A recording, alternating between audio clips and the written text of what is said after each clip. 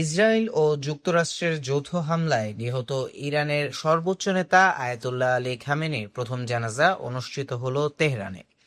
আলী খামেনির অপর তিন ছেলেসহ দেশের শীর্ষ নেতারা উপস্থিত থাকলেও নিখোঁজ ছিলেন তার ছেলে ও বর্তমান সর্বোচ্চ নেতা মোস্তফা খামেনি। আর এই অনুপস্থিতি জন্ম নিয়েছে বড়সড় রহস্যের। গুঞ্জন রয়েছে যে বিমান হামলায় তার বাবা নিহত হন, সেই একই বিমান হামলায় মোস্তফা খামেনি নিজেও গুরুতর আহত হয়েছে। গত মার্চের শুরুতে দায়িত্ব নেওয়ার পর থেকে তাকে আর জনসম্মুখে দেখা যায়নি। আরেকটি বড় কারণ হতে পারে নিরাপত্তা।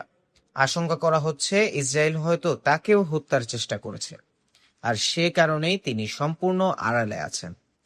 এদিকে খামেনির এই শেষ বিদায়কে ইরান বলছে শতাব্দীর শেষ বিদায়, যেখানে অংশ নিচ্ছেন কোটি মানুষ। এরই মধ্যে মার্কিন প্রেসিডেন্ট ডোনাল্ড ট্রাম্প একটি বিস্ফোরক মন্তব্য করে উত্তেজনা আরও বাড়িয়ে দিয়েছে। ট্রাম্প দাবি করেছেন ইরানের সব শীর্ষ নেতা এক জায়গায় থাকায় যুক্তরাষ্ট্র চাইলে এক হামলায় সবাইকে শেষ করে দিতে পারত।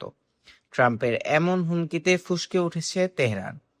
জানাজায় অংশ নেওয়া লাখো মানুষ ট্রাম্প ও নেতানিয়াহুর মৃত্যুদণ্ড দাবি করে প্রতিশোধের হুঙ্কার দিচ্ছে। কঠোর নিরাপত্তার মধ্যে তেহরানের আনুষ্ঠানিকতা শেষে আলী খামেনির মরদেহ নেওয়া হবে কোম শহরে এবং ইরাকের শিয়া ধর্মীয় স্থানে। সবশেষে আগামী বৃহস্পতিবার মাশহাদে তাকে দাফন করা হবে। তবে পুরো সপ্তাহ জুড়ে চলতে থাকা এই রাষ্ট্রীয় শোক অনুষ্ঠানে ইরানের নতুন সর্বোচ্চ নেতা মোস্তফা খামেনি শেষ পর্যন্ত জনসম্মুখে আসেন কিনা এখন সেটাই দেখার বিষয়।